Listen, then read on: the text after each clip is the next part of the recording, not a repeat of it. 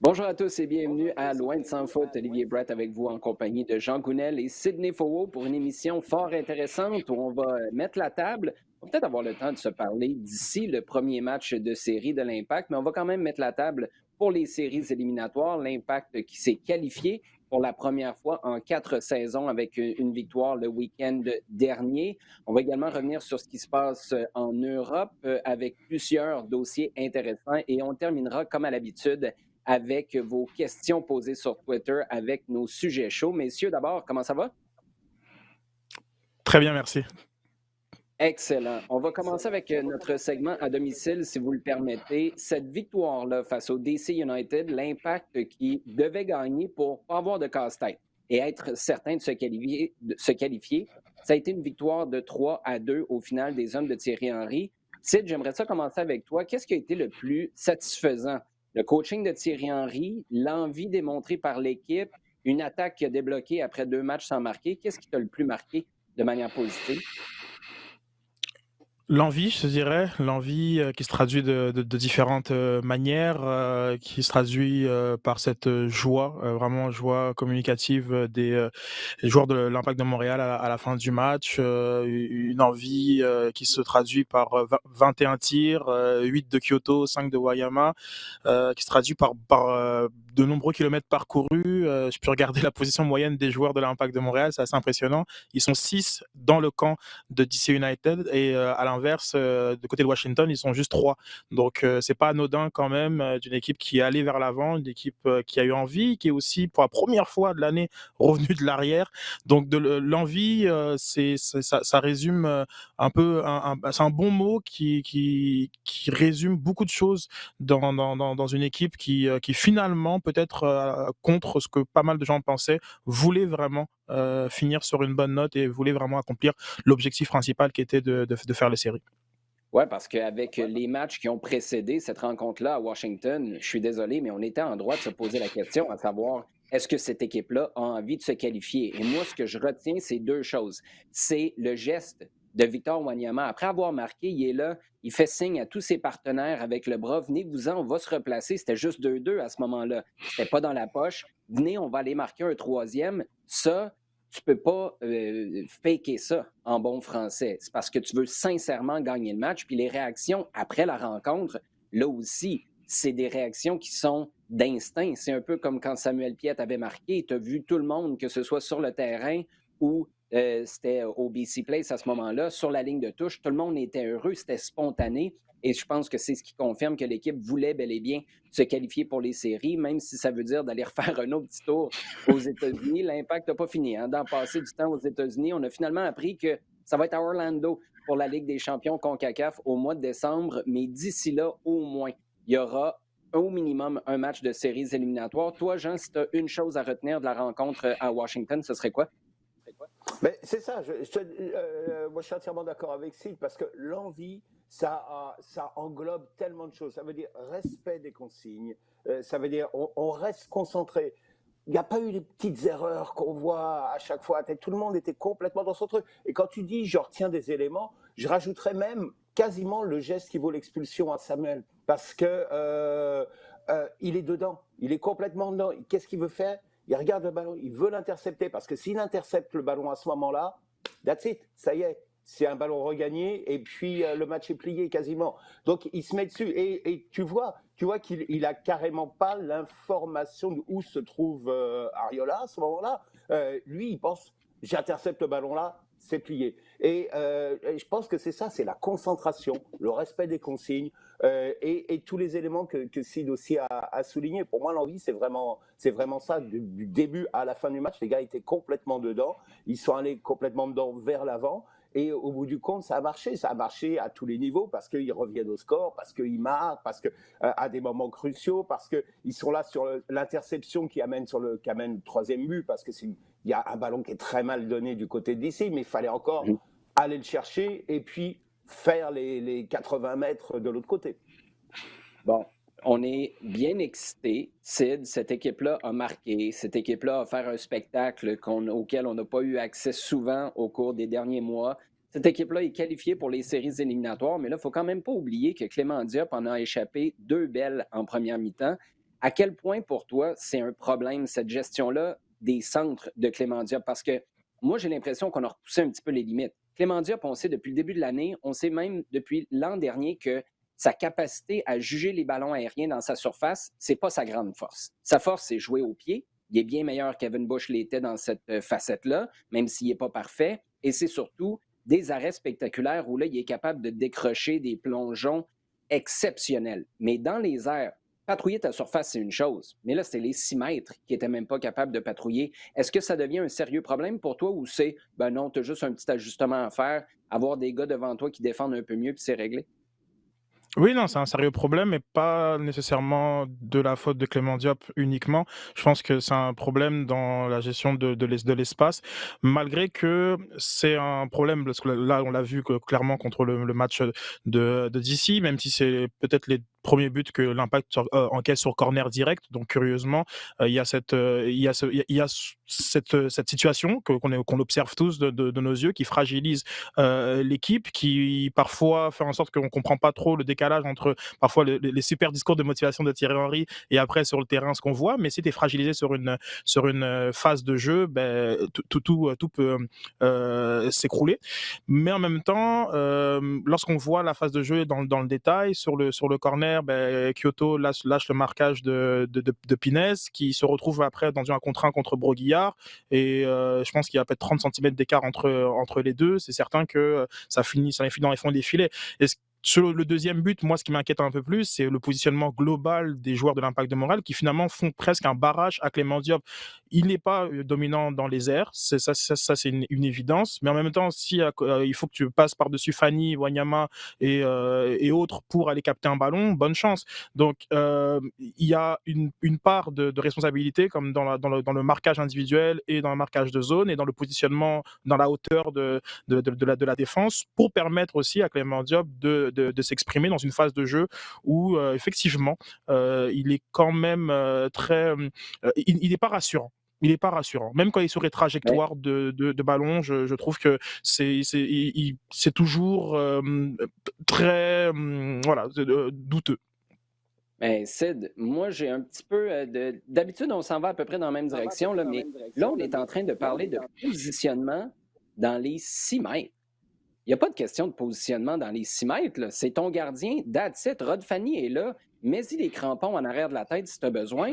Passe par-dessus. C'est toi qu'il faut qu'il gagne ça. J'ai l'impression que si ça avait été Evan Bush, puis là, je ne veux pas revenir sur le fait Bush ou Clément Diop, j'ai aucun problème. Mais Evan Bush, on n'aurait pas dit, ben, il y avait peut-être un mauvais positionnement de Romel Kyoto.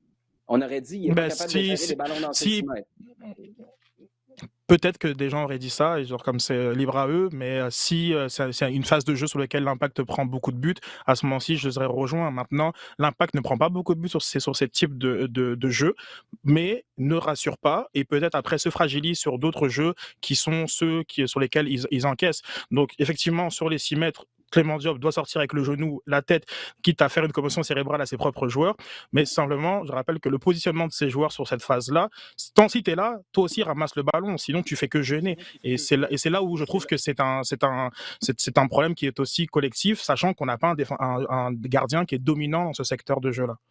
Non, mais justement, en tout cas, pour moi, si tes gars sont pas à bonne place, c'est toi. Puis pour moi, il y a un effet domino. Jean, j'aimerais ça t'entendre là-dessus, parce que pour moi, il y a un effet domino. À partir du moment où tu n'es pas convaincu que ton gardien va être maître derrière toi, bien là, tu commences à essayer de compenser, puis tout le monde est en train de faire une job et demie, ce qui fait qu'au final, tout le monde fait vraiment une demi-job avec un gardien derrière qui n'est pas capable de patrouiller ses 6 mètres. Pour moi, c'est un problème qui est récurrent. C'est pas un problème qui est fatal. Mais jusqu'au moment où Clément Diop sera capable d'être plus dominant dans les airs, jamais on va me faire acheter que le poste de numéro 1 est à lui sans discuter. Maintenant, s'il est capable de devenir dominant dans les airs, je pense que là, oui, il peut s'installer pour des années. Puis pour James Pantemis, ça va devenir sérieusement compliqué. Puis peut-être qu'il pourrait rester pris avec un poste de numéro 2. Mais Jean, j'aimerais ça t'entendre là-dessus. Qu'est-ce que tu en penses du dossier Diop dans les airs, dans sa surface?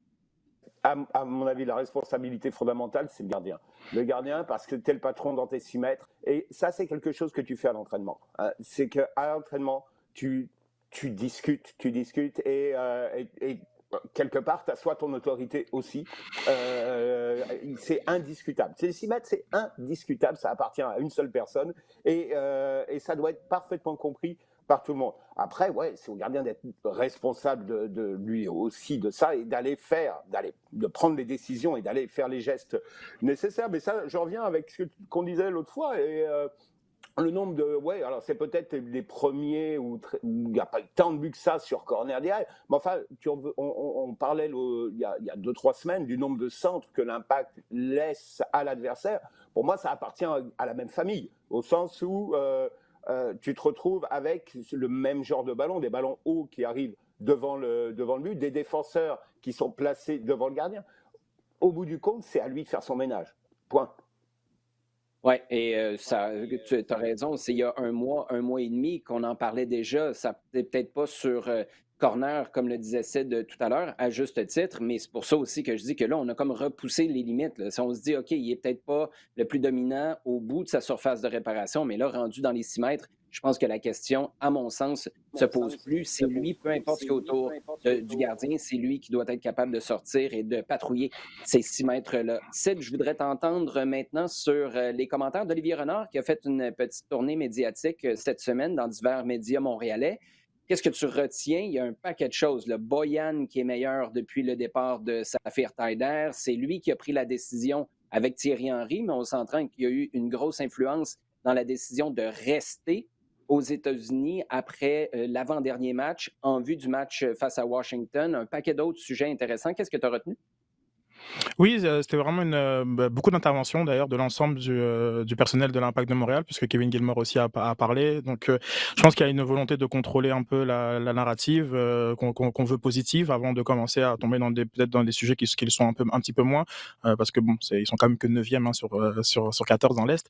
Mais l'Impact, j'ai bien aimé ce qu'a dit Olivier Renard. J'ai beaucoup apprécié comme qui s'excuse aux médias. Voilà, on a quand même attendu pendant 1 heure et Clément Diop en vain. On comprend maintenant que c'était pour une réunion extraordinaire et que c'est là que s'est décidé le sort de l'Impact de Montréal, c'est-à-dire de rester au New Jersey après la défaite contre Orlando. Je trouvais ça très classe, tout simplement, de sa part, de s'excuser et de clarifier ce qui s'est passé. Donc effectivement, comme nous on le pressentait la semaine passée à l'émission, c'était une décision de dernière minute qui s'est fait conjointement entre Thierry Henry et lui pour dire aux gars, pour rappeler aux gars, voilà, l'urgence de la situation et que ce serait pas de trop de rester en 48 heures de plus au New Jersey pour mieux travailler. Puis on l'a vu, ça l'a payé, comme tantôt disait Jean, voilà, dans le respect des consignes, dans le fait de faire l'effort jusqu'à la 94e minute. Il y a beaucoup d'aspects positifs à cette décision.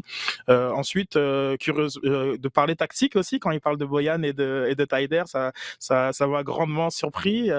C'est sûr que parfois il se marche un petit peu sur les pieds dans le système de jeu mis en place, mais malheureusement ça n'a jamais été le système de jeu qu'on a vu au dernier match, qui selon moi avec un Boyan en 10 et peut-être un Taider au poste de relayeur, peut-être à la place de Piet dans ce cas-là, c'est là je crois qu'on aurait vraiment optimisé leur force. Ils n'ont jamais joué dans ce système-là et puis effectivement ça n'allait pas. Donc encore une fois un Olivier Renard très généreux qui pose le cadre et qui rappelle c'est quoi les fonctions d'un directeur sportif versus les fonctions d'un coach ou celles d'un président.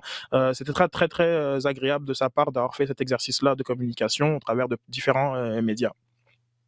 Moi, il y a une chose que je retiens, tu en as parlé, ses excuses auprès des médias.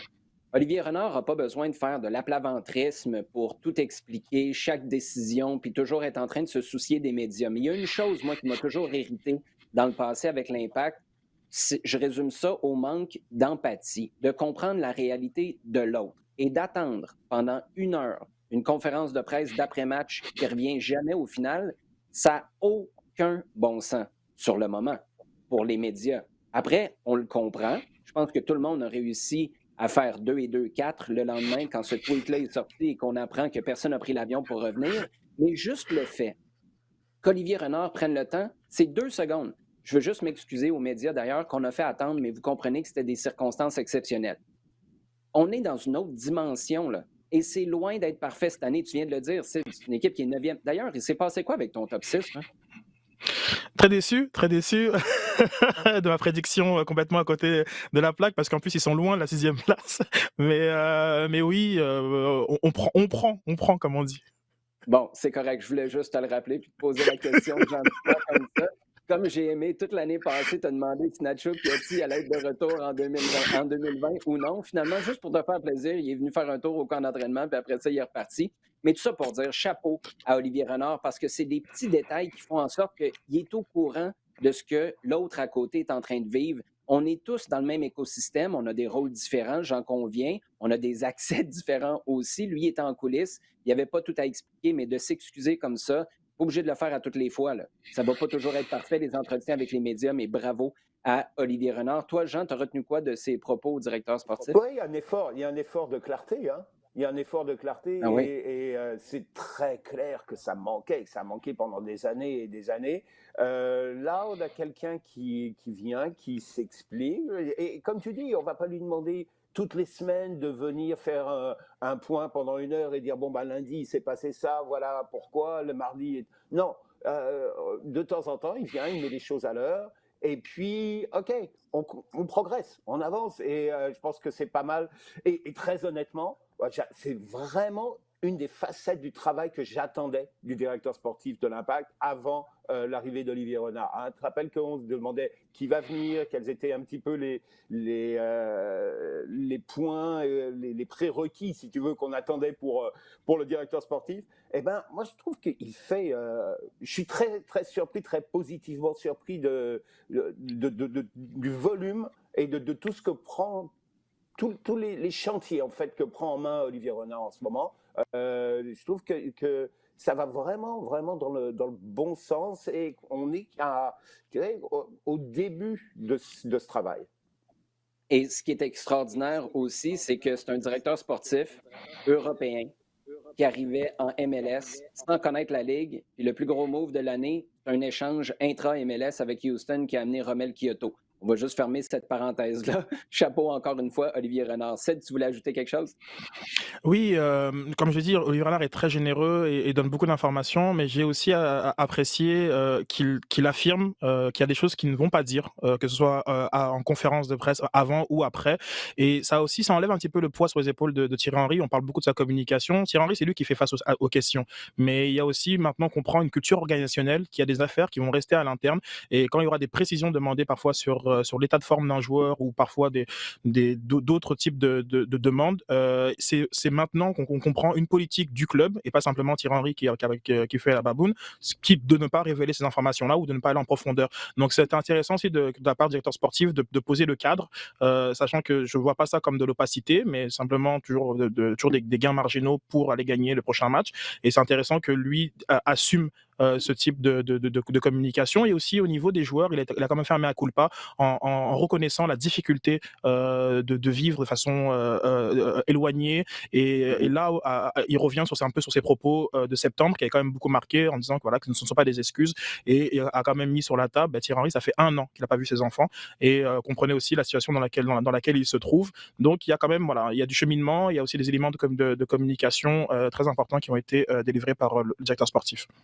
Oui, c'est un bon point, ça, sur les informations divulguées. Pour moi, par contre, je reste à cheval là-dessus. Il y a un minimum à respecter pour l'avoir vécu à TSN 690 pour la description des matchs, d'avoir des équipes de description qui ne savent pas si un joueur est blessé. Juste, on n'est pas obligé de connaître la nature, mais il y a un minimum à quelque part pour informer le public. Mais je suis tout à fait d'accord avec toi, Sid. Tu n'es pas obligé de rentrer dans le détail à savoir, à chaque fois expliquer, mais il y a quand même un minimum à respecter pour ça. Tout à fait d'accord avec toi.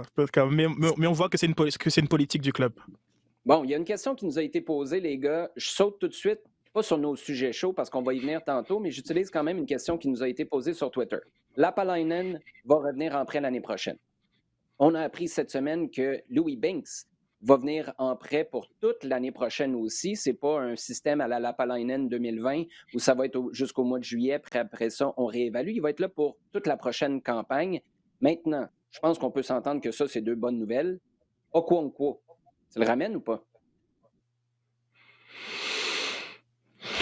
il a pas vraiment convaincu à plusieurs titres quand il était sur le terrain et aussi quand il n'était pas sur le terrain parce que des joueurs blessés ça a été la rengaine de toute l'année donc à quel point c'est le travail des préparateurs physiques. Moi, j'ai envie de le dire, Jules Guéguen, c'est un excellent préparateur physique. On peut pas non plus tout lui mettre sur le dos. Et de l'autre côté, bon, on a des joueurs qui, est-ce qu'ils font eux tout ce qu'ils ont à faire pour se maintenir en état de forme ça, par contre, ça, je le sais pas. Mais on a un joueur qui correspond, dont le profil est un profil qui n'est pas sur le terrain. Et quand je dis il a vraiment été beaucoup moins dominant que l'an passé. Et donc à ce moment-ci, est-ce qu'il est intéressant de le garder? Ça dépendra de c'est quoi les remplacements disponibles en tout cas sur les deux aspects. Moi, je pense que dans ton tweet, tu as tout dit. C'est super intéressant de voir le timing de ces annonces qui effectivement étaient souvent faits entre le 20 décembre et le 31 et on comprenait pas vraiment on comprend pourquoi c'est là que le contrat expire, mais ça traduit aussi peut-être un manque de vision sur sur qu'est-ce qu'on veut comme joueur pour préparer la saison. Et là, de se positionner aussi rapidement de la part d'Olivier Renard sur ces dossiers, ça montre beaucoup de cohérence dans le projet 2021 et plus de l'Impact de Montréal. Oui, mais il fallait peut-être les saisons précédentes attendre de voir si le coach allait revenir ou pas l'année d'après. C'est peut-être pour ça aussi qu'on attendait un peu avant de prendre des décisions. Jean, Okonkwo, tu le ramènes ou pas? Écoute, je te dirais que dans un premier temps, le dossier Okonkwo, c'est pas vraiment un dossier prioritaire. Ou en tout cas, je dirais que dans le projet qu'il y a, il y a un certain nombre de postes à aller chercher, à combler. Et je pense qu'en fonction de ces postes-là et des profils et des joueurs que l'Impact sera capable de récupérer, à ce moment-là, tu seras capable de décider de ce que tu vas faire avec Okonkwo. Actuellement, je te dirais, si l'occasion se présente, non. Je pense que passe à autre chose. Mais je te dis, c'est pas un dossier prioritaire. C'est pas un dossier prioritaire, mais on va conclure là-dessus. Pour moi, par contre, c'est prioritaire dans le positionnement de l'Impact par rapport à Bologne. Pour moi, si tu ramènes Binks, parfait. Tu ramènes Lapalainen, parfait. Deux décisions que je trouve super intéressantes pour la synergie entre les deux clubs. C'est un mot, je suis tanné d'entendre parler de ce mot-là, la synergie, mais ça commence à ressembler à ça.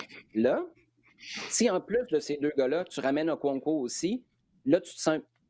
Pour moi, ça va diminuer la valeur des décisions pour Binks et pour Lapalainen. Parce que c'est un peu Bologne qui dit ben nous, on ne le veut pas, garde-le. Orji Okonkwo, il a frappé, pour moi, déjà en partant, la grosse erreur que l'Impact a faite, c'était de lui donner le MVP l'année passée. Je n'ai jamais compris celle-là, puis je pense que mentalement, il s'en est pas remis. Il était sur un nuage qui n'était jamais le sien, à mon sens. C'était juste parce qu'il y a eu un vacuum monumental à cause de l'absence de Nacho Piatti. C'est à lui qu'on l'a donné. Pour moi, ça aurait dû être Safir Taider en 2019. Ça ne l'a pas été. On peut continuer d'en débattre, mais Orji Okonkwo n'a pas eu une année MVP l'an passé. Déjà, juste le fait qu'il se présente au bilan de fin de saison et que la moitié de son discours d'acceptation du trophée de Giuseppe Saputo, ce soit se plaindre de comment ça a été compliqué et comment il préférait ça en Italie. Je veux dire, déjà, c'est un monde parallèle, le bilan, parce que Nacho s'était pas pointé, mais ça l'était avec une deuxième couche offerte par Orji Okonkwo. Pour moi, si lui, tu le ramènes ici, pour faire quoi? Tu es capable d'en trouver en MLS des Okonkwo. Tu es capable de trouver des gars qui ne prendront pas de place internationale et qui, pour moi, ça te donne l'occasion de te positionner puis de te tenir debout par rapport à Bologne. Puis là, je ne suis pas en train de dire qu'il y a une attaque entre les deux puis il y a une confrontation. Mais Lapalainen puis Louis Binks, ça fait l'affaire des deux clubs. Okonkwo à Montréal, pour moi, ça fait juste l'affaire de Bologne. Et c'est pour ça que pour moi, c'est clair que je ne ramènerai pas Okonkwo l'année prochaine. Mais ça, ben, c'est dans la cour à Olivier Renard et Thierry Henry. J'ai l'impression que ça, on va peut-être avoir une nouvelle un petit peu plus tard. On va se rapprocher de ton temps des fêtes, Sid, pour la réponse de Roger. On va balancer vers notre segment en temps additionnel, les gars. Jean, est-ce que Zlatan, ça va être Stanley Matthews? Il va jouer jusqu'à 50 ans? C'est fantastique parce que quand tu sais, ses derniers moments à Paris, tu dis, bon, il a fait pas mal de tours. Quand tu regardes tous les clubs par lesquels il est passé, le niveau auquel il a joué pendant 16-17 ans, tu te dis ok, bon, voilà, alors il est arrivé, fait ses 2-3 trucs à Paris, bat quelques records, il devient Zlatan magique, etc. Ok, il part en MLS, tout le monde comprend quoi, United, MLS, et tout le monde comprend le truc. Il est, tu sais, il récupère, c'est une tournée d'adieu où il va essayer de monnayer un petit peu, et puis voilà quoi. Mais qu'il revienne comme ça, et au niveau dans lequel il est, bon, tu vois très bien que c'est difficile de faire un 90 minutes actuellement dans du très haut niveau, mais c'est tellement impressionnant que ce gars-là, physiquement et mentalement, et j'achète pas, tu sais, tout le truc Zlatan est un dieu, etc. C'est du deuxième degré, ça, et puis c'est du PR complètement. C'est vraiment le produit qu'on essaye de vendre avec un petit clin d'œil, mais il n'est pas complètement comme ça non plus. Hein. Je pense qu'il y a beaucoup de deuxième degré derrière. Mais par contre, le temps qu'il passe à s'entraîner et à rester en forme, tout le travail, le travail qu'il fait de préparation au niveau arts martiaux. Il est, tu le vois dans ses déplacements, tu vois dans sa maîtrise de l'espace. C'est quelque chose qui est complètement exceptionnel. Et tant qu'il continue comme ça, ce gars-là, il peut pousser les limites. Je sais pas, je vois pas un joueur actuellement qui soit capable de faire ça. Et de toute façon, Sid, il n'y en a pas besoin de 90 minutes. Zlatan, donne-nous un petit 5-10 minutes à droite, à gauche, en marchant, il va être capable de te régler ça. Tellement, tellement, je rejoins Jean sur, il joue à l'économie, mais c'est pas négatif, il ne défend plus du tout, mais pas du tout. Ce qui dans une équipe comme Milan qui est jeune et qui a beaucoup beaucoup d'énergie ne pose aucun problème. C'est un joueur, qui qui est très dominant. Je pense que c'est au-delà de toutes les communications qu'il y a autour dans oui, le second degré, je rejoins, mais c'est un joueur qui est aussi extrêmement dominant et que là, il est sur 18 buts, depuis qu'il est revenu à Milan. Et stat intéressante, Milan est l'équipe qui a accumulé le plus de points depuis qu'il est revenu au club. Devant l'Atalanta, 2 points de plus que l'Atalanta et peut-être 4 ou 5 de plus que la Juve. C'est impressionnant. Donc là, en ce moment, oui, ils sont leaders de la Serie A. Donc c'est pas juste un effet de com de la part de Zlatan. Il y a oui ce couac contre Lille, mais je pense que c'est une équipe qui est restée sur une série d'invincibilité assez élevée. Je pense à 18 matchs. Donc on a un joueur qui fait des grosses différences pour beaucoup de raisons et qui est un personnage très fascinant. Ça on est tous d'accord pour le reconnaître. Parlant de fascinant, Sid, tu sais ce qui se passe avec Ryan Reynolds et Wrexham? Alors, je ne comprenais tellement pas la nouvelle que je me suis dit, j'ai texté quasiment immédiatement. Quand je tombe dessus, puis je me dis, non, mais c'est certain que Olivier et Jean, ils auront de quoi d'intéressant à dire sur le fait que voilà, donc Ryan Reynolds va racheter un club de 5e division anglaise. C'est assez fascinant. Et puis quand on creuse, en fait, on se rend compte que ça rentre dans une stratégie financière. Commerciale assez poussée aujourd'hui, où un match de Première Ligue coûte 9 millions de pounds, grosso modo, quand on ramène les droits télé à un match, et que le contenu produit sur les Netflix, Amazon de ce monde peut s'évaluer environ à entre 300 000 pounds. Et donc, il y a dans l'idée de la consommation de contenu qui est croissante sur ces plateformes-là, la consommation de contenu foot représentée par les All or Nothing par exemple, il y a une opportunité énorme pour Hollywood dans la création, dans la propriété de compagnies sportives et la création justement de contenu relative à ça. Donc on est sûrement dans une tendance qui va être, on est sûrement aux prémices d'une tendance qui va être très lourde. Car voilà, donc comme je prends les droits de diffusion sont de plus en plus intouchables, mais la monétisation de contenu sportif est sûrement maintenant l'endroit où l'argent foot va aller. Et la situation de 2020, Jean, n'est pas étrangère à ça.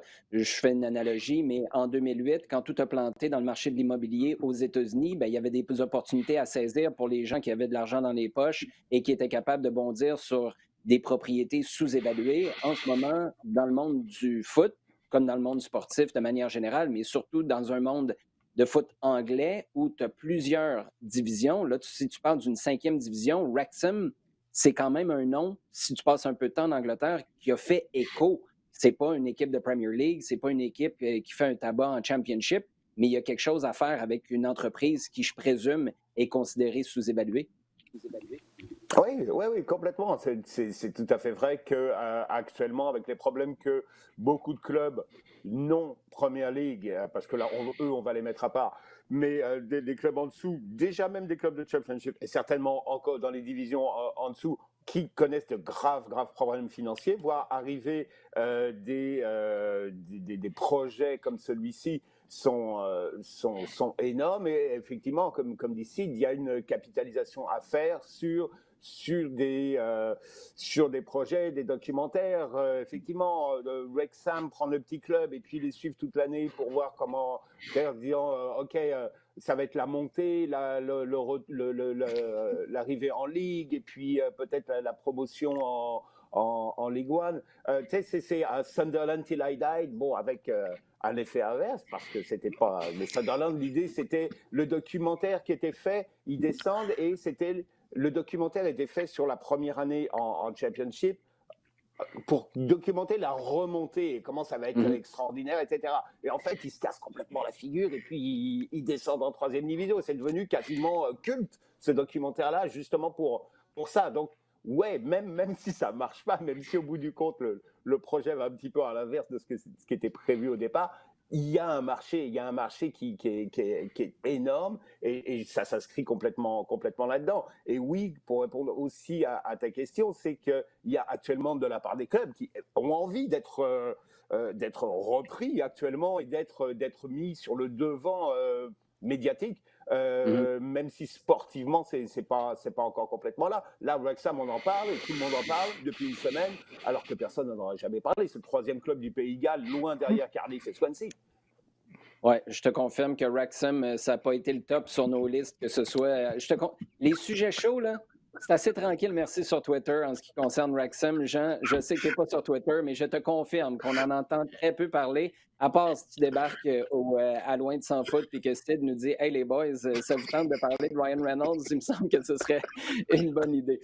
On va y aller avec nos sujets chauds, si vous le voulez, avec une question de Jeff Pouliot qui nous demande pourquoi Joachim Löw s'obstine à ne pas rappeler en sélection nationale Thomas Müller, qui pourtant, depuis l'arrivée d'un nouveau coach au Bayern, est performant. Jean, on va commencer avec toi.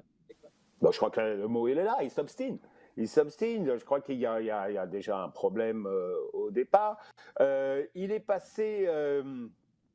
je crois qu'il a pris une telle gifle durant la Coupe du Monde qu'il y a eu une réflexion et après il dit je suis sans doute resté trop longtemps avec certains joueurs, j'ai certainement retardé un changement de garde, si tu veux, en voulant protéger, en voulant garder un certain nombre de joueurs pour cette Coupe du Monde. Au bout du compte, c'est parti complètement en fusée et là je veux passer à autre chose et m'inscrire dans 2020, 2022 etc. Et donc tu vois sur les derniers matchs et les dernières compos de l'équipe d'Allemagne, il y a un renouvellement qui est super impressionnant. Il y a très très peu de noms qui étaient là durant les 7-8 dernières années. Et Müller, effectivement, c'est un peu bizarre parce que, oui, c'est certainement actuellement de cette ancienne garde le joueur qui survole, qui surnage. Il est top au Bayern, continuellement. C'est pas simplement qu'il a 2-3 mois très très bons. Il a eu une année et même plus vraiment flambante. Je pense qu'il peut rentrer dans plein de systèmes. Le connaît bien et il peut s'adapter à plein de systèmes. Ça reste un petit peu un mystère. Alors la seule réponse que je peux avoir, c'est cette volonté de rajeunir, de renouveler un petit peu l'équipe d'Allemagne. Il n'empêche que c'est un peu bizarre de ne pas le voir appeler à un moment où peut-être avoir 3 ou 4 cadres dans son genre permettrait de franchir plus rapidement le pas de progression parce que tu as quand même un euro qui arrive et actuellement avec l'euro qui arrive, l'Allemagne n'est pas vraiment dans les top favoris. Mathieu, avec sa question, nous garde dans le giron allemand. Sid, Mathieu veut savoir qu'est-ce qui vous a le plus interpellé dans les propos de Tony Kroos? Oui, donc Tony Kroos qui a participé à un podcast dont j'ai envie de créditer, mais je suis incapable de lire le nom, où il a parlé de beaucoup de sujets très intéressants. Mais moi, ce qui retient mon attention, c'est pas le clash avec Aubameyang, c'est vraiment ses propos sur le calendrier et sur le sentiment d'être pris en otage avec le calendrier actuel. Et il invective et l'UEFA et la FIFA. Et on voit qu'il a en travers la gorge la Super Coupe qui a été délocalisée, la Super Coupe d'Espagne notamment, et maintenant la Ligue des Nations qui là réenchaîne ses matchs. Il y a comme une deuxième fenêtre internationale, et c'est toute une fenêtre parce que c'est 3 matchs qui sont prévus pour certaines équipes, et on sent vraiment une fatigue, une lassitude, et c'est pas le premier. Neuer juste avant avait aussi émis des commentaires. Donc on a aussi des Klopp par exemple qui a émis des commentaires. On a beaucoup de personnes très influentes dans le monde du foot qui sont très vocaux sur ça. Et puis je me suis demandé si ça ne relativement au projet de la Super League, de voir des joueurs autant et aussi ouvertement contre les instances. Comment ça joue sur un nouveau projet, sur leur capacité peut-être à vouloir décider de leur destin. C'est comme il y a beaucoup de questions qui se posent, mais effectivement, les joueurs jouent trop. Peut-être que ça fait très année 2000 de le dire, parce que c'était Wenger le disait déjà en 2000, 2002, je m'en souviens. Mais les joueurs jouent trop, et puis même nous, c'est une overdose avec le découpage des matchs qu'on a du lundi au dimanche. C'est très, très, très spécial. Donc ces propos m'ont interpellé. Je pense que c'est plus il y aura de blessures, on pense à Joe Gomez du côté de Liverpool, plus ça va accentuer ce type de commentaires, et mettre beaucoup de tension entre les clubs, les équipes nationales et les instances.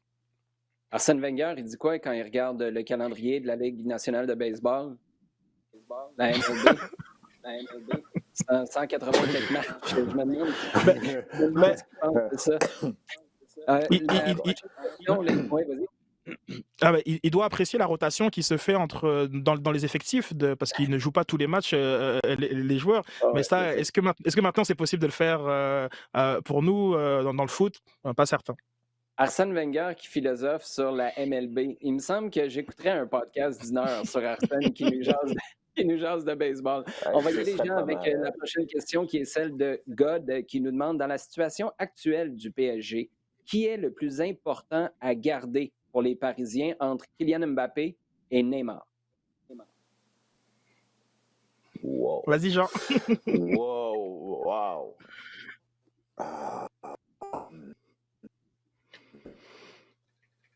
Bon, ben Jean a choisi de Le Joker. faire planter sa connexion, et je pense que Non, le timing était parfaitement choisi pour faire ça dans ta cour, mon Sid. Vas-y. excellente question. En fait, finalement, tout dépend de ce qu'on veut faire. D'un point de vue vraiment purement sportif, je pense que je dirais qu'il est évident que Neymar est un meilleur joueur que Mbappé. Maintenant, Mbappé apporte des choses dans sa profondeur, dans la vitesse, qui arrivent à faire sauter quasiment tous les verrous de toutes les défenses. Je pense que c'est particulier. Donc peut-être que même dans le jeu, c'est peut-être que Mbappé est peut-être plus important, même si pour moi Neymar est meilleur. Maintenant, dans la valeur marchande, Mbappé, il est très jeune, il a une énorme valeur de revente d'un point de vue du PSG.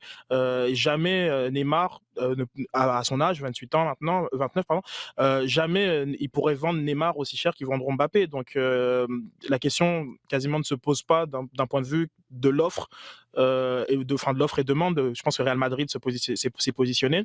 Mais dans le jeu, c'est un débat très intéressant, parce que ce qu'apporte Mbappé, peut-être que c'est moins constant sur 90 minutes, mais on sent vraiment qu'en une accélération, il te met toutes les défenses sur les talons, et fait des grosses différences. Alors que voilà, sur l'ensemble des 90 minutes, je vais trouver Neymar meilleur. Donc c'est assez fascinant.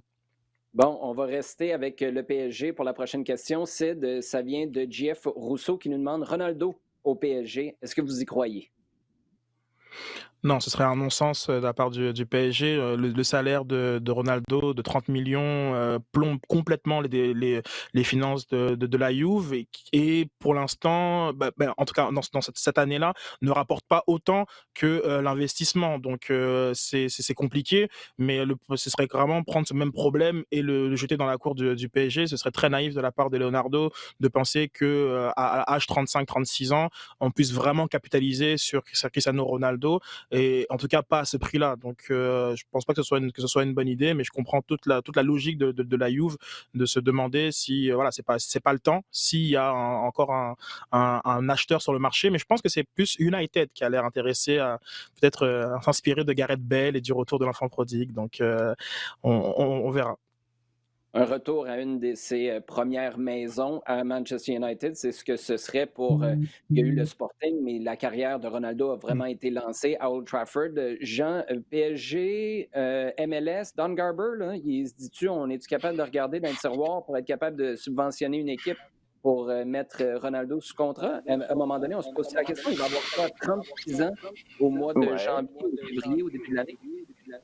Oui, je pense que ça doit rentrer dans la réflexion de la MLS et que Ronaldo doit clairement être dans la liste des joueurs récupérables. Je pense que ce sera pas, à mon avis, ce sera pas tant une question d'argent, dans la mesure où je pense que du côté de la MLS, on peut être assez persuasif et capable de dire à un joueur, regarde, comme avec Ibrahimovic, dire regarde, voilà, nouveau marché, tu vas devenir, et qui reste un petit peu, qui a toujours été un petit peu un des éléments vendeurs.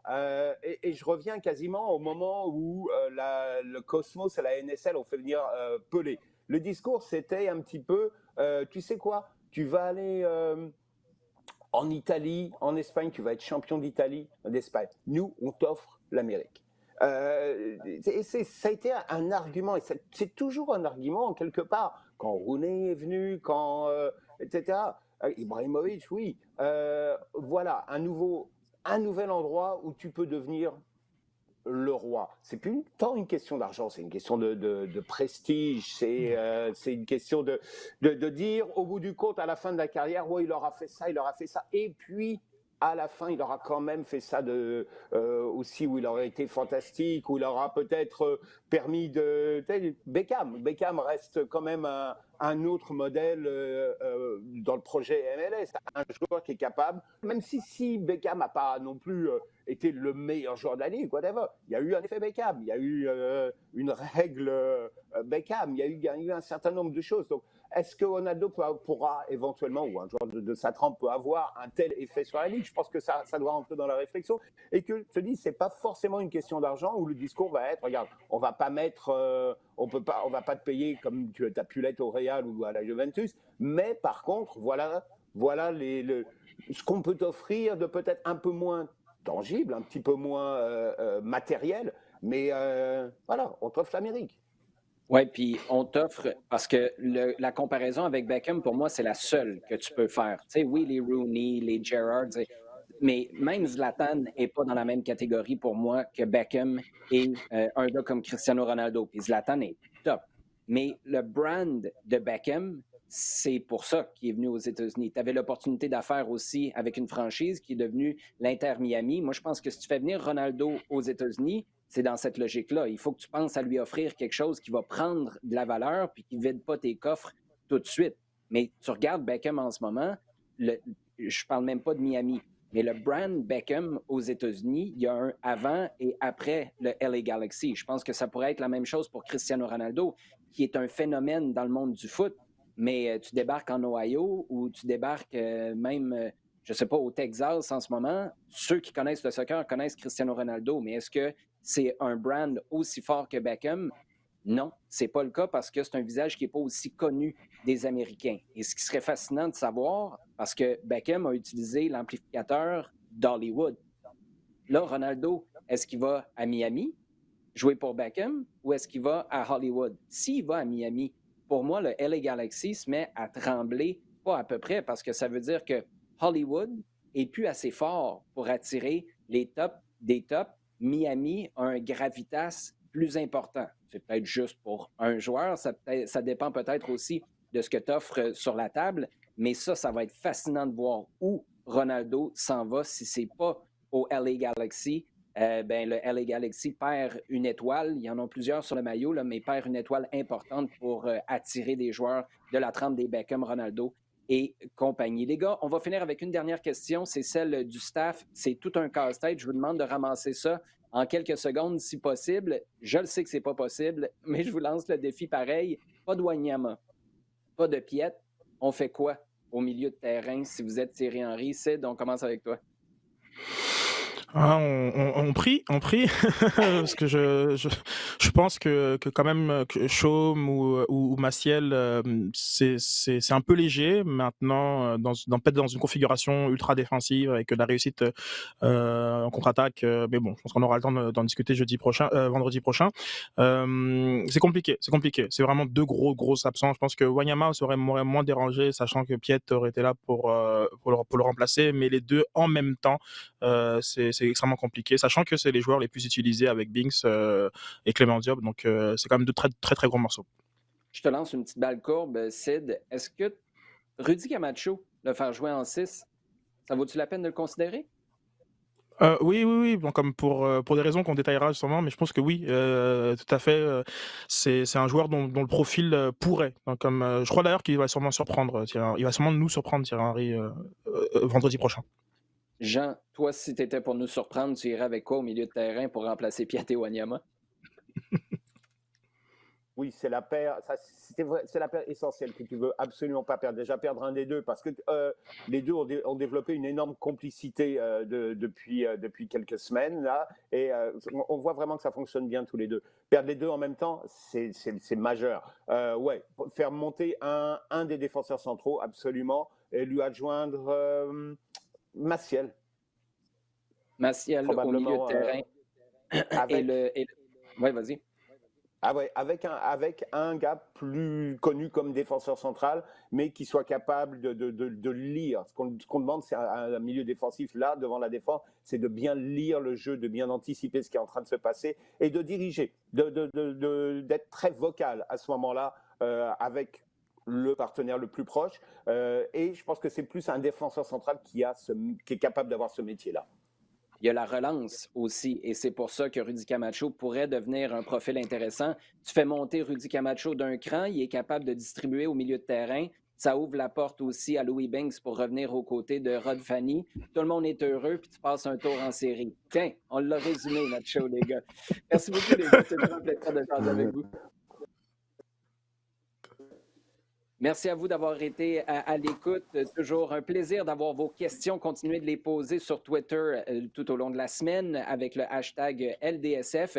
Et on vous donne rendez-vous la semaine prochaine pour une nouvelle émission. D'ici là, vous pouvez partager et consommer le contenu sur le rds.ca/balado-diffusion, sur iHeartRadio et sur toutes vos plateformes préférées.